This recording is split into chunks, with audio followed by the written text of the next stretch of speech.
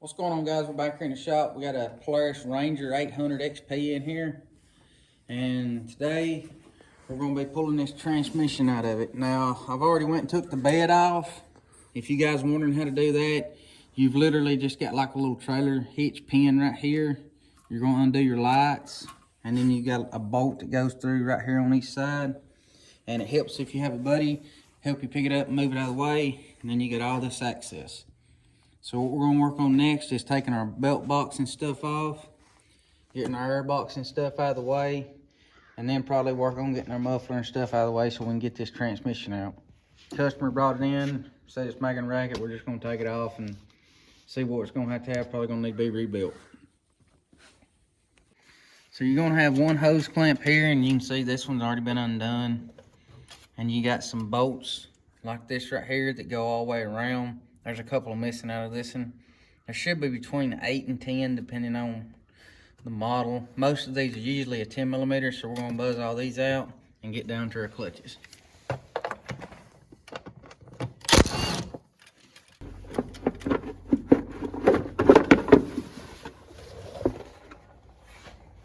We got two bolts here. This one is a 5/8 on this particular model.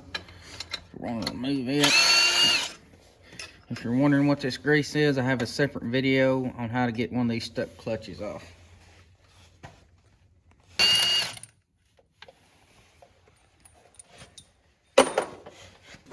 Now that we got our bolts off, you can pull this clutch. We got our belt. This other clutch should slide right off too. Now it's time to take our screws out and our bolts out on this side. So you should have 3 Phillips heads on this side, and then you're going to have 4 or 5 10 millimeter bolts on this side. For the sake of this video, I've done removed some of them. You're going to have this little plate. This one's still stuck, so we're going to leave it. We got our 10 millimeters.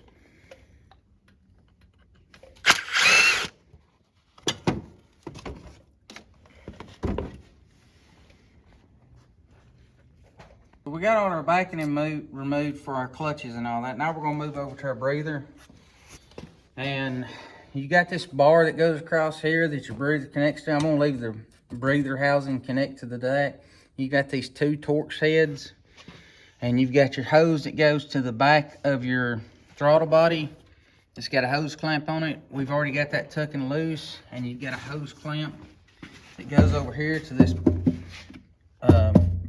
this other air box on behind the passenger seat. We've got our hose clamp tucked loose for it. So now all we got to do is take these Torx heads off. This will have a vacuum line that is supposed to be hooked up right here. This one was not hooked up, but we're going to hook it up for the customer when we go back together with it. Now that we got that out of the way, we're going to work on taking our exhaust off here, and we're going to get this sway bar out of our way.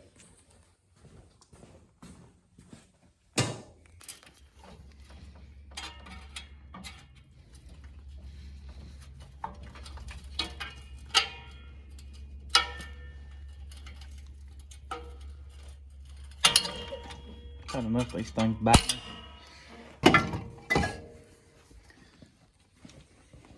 So now we got our exhaust out of the way.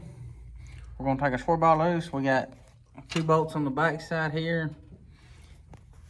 These got the flat heads on this side, so it should be machined to where it holds it. And then we got these nuts right here we got to take loose. This should not spin, so we'll see how I'll let it work out.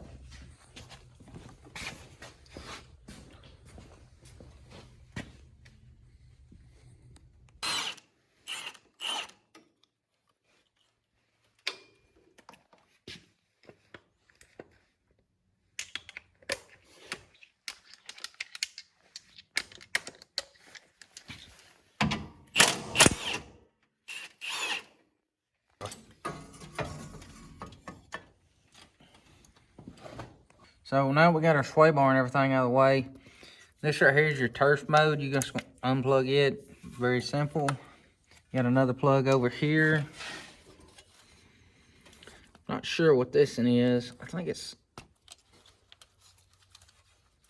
an indicator. No, your indicator's up here.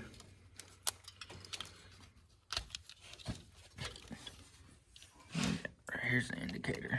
I'm gonna plug it. I don't know why they got a zip tie around it.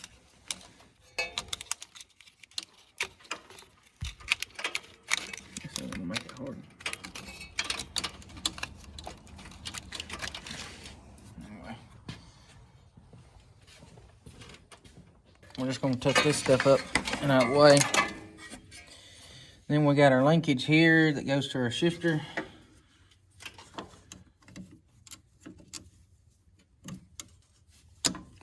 Well, see if we can.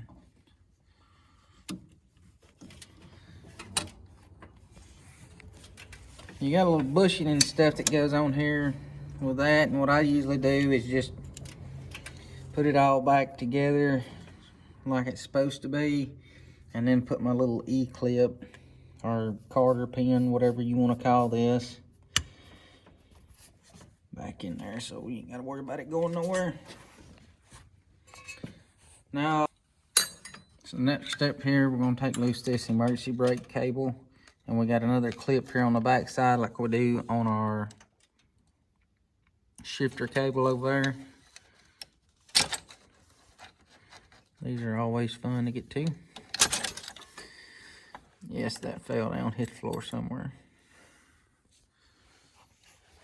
Now we gotta take loose this shifter cable, or emergency brake cable.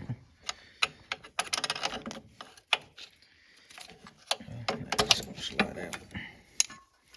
And now it's time to jack the machine up and pull the axles out of it and start taking it loose from the motor up here. You got 2 bolts, and then on the back side, we've got a bolt. So now we're gonna get our jack and our jack stands.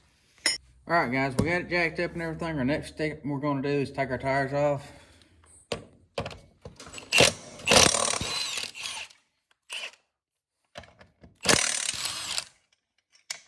Once you get your wheel off, you gotta take your brake brake caliper off. This is usually a 15mm bolt. You got one on top and one on bottom. Once you get your brake caliper off, you're just gonna kind of want to lay it out of the way. Next thing you're gonna want to do is pull off your dust cover for your axle nut. We're gonna take our Carter key out, take our axle nut off, and pull our hub and rotor assembly off. And then we're gonna work toward taking our hub assembly here, or I call this a knuckle. Some people call it a spindle. And then I'm going to work toward taking this shock and everything loose. And the reason why I take the shock loose is so I'm allowed to pull this up out of the way and tie it up out of my way, this A-arm, so I can get a straight on vertical angle with this axle so I can pull it straight out. Because usually these come out a lot better when you can pull them just straight out.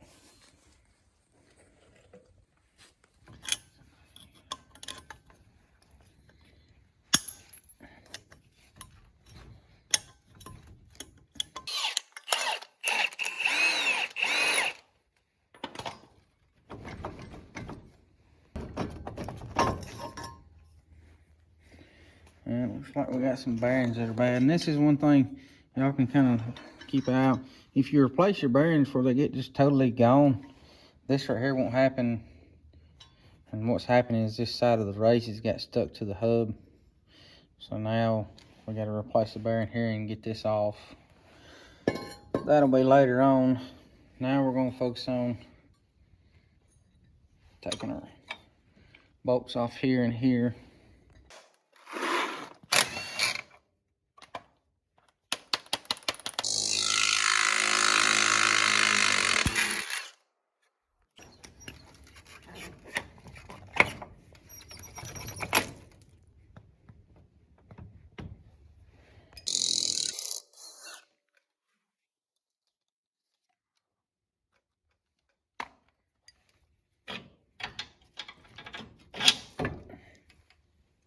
Okay, so what I done, I just took the shock loose from the top here so I could pull this up because I didn't want to have to mess with this extra long bolt with this sway bar linkage on it and everything.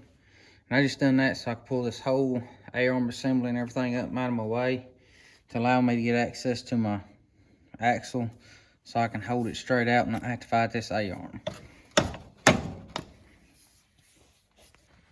So now that we got this side complete, what we're going to do now is just go over to our other side and repeat everything we done over here. Take our wheel off, take our caliper off, and everything else. You're going to repeat that, and then we're going to move on to taking our bolts out of our transmission and removing it from the machine. Alright, so we got all our axles and everything removed. The next step before we go to pulling our bolts loose and everything we forgot to do is take these jam nuts loose right here that holds our shift cable. Some of these are usually slotted to where you can spin it, but undoubtedly this one isn't. So you got to take this nut and back it all the way out, slide it off.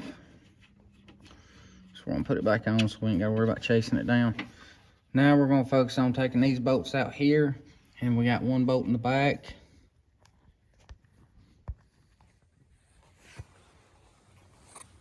Back here, and then we're going to work on taking this transmission out.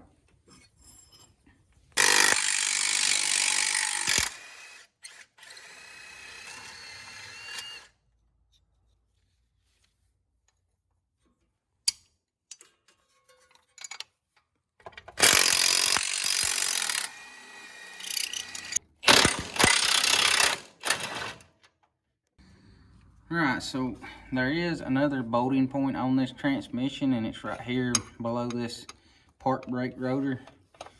And what you're going to have to do is you're going to have to put your wrench on this side, because on the other side it's hard to get to. So we're going to get our wrench set up here and go around on the other side and see if we can't sneak in there with a long extension.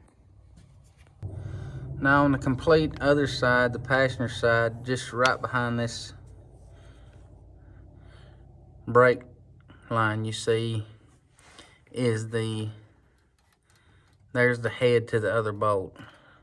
So since this is in such a hard area, probably gonna have to do this off camera. So we're gonna try to sneak in there with a long extension and everything to get this off. So if you're on your passenger side, right here's your output shaft side. That bolt is going to be directly below the back side of the output shaft case, and straight in. So that kind of gives you a general idea of where to look for it at. Alright guys, you can see we got this somewhat out and turned on its side. What we had to do here, it connects to the drive shaft down here. We undone that bottom bolt. We picked this thing straight up on the back side until we got it slid out of the drive shaft. And then once we got it slid out of the drive shaft, we just flipped it up onto its side while we was pulling it up on the back side of it, and got it laid down like this. Now, yes, this is one of them things, like everything like this, it's not just gonna just fall out. You know, if you got two people, it really makes it a lot easier. But if you're working by yourself, be careful, and it can be done. So now all that's left to do is for us just to pull it out, and then that'll be the end of this deal right here, and we'll be done with this little pull on this transmission. If y'all find this helpful, don't forget to like, share, and follow. We got a super thanks if y'all really enjoyed this video and y'all want to give us a super thanks. We appreciate that. And if y'all like to become a member, we have details for that on our YouTube videos.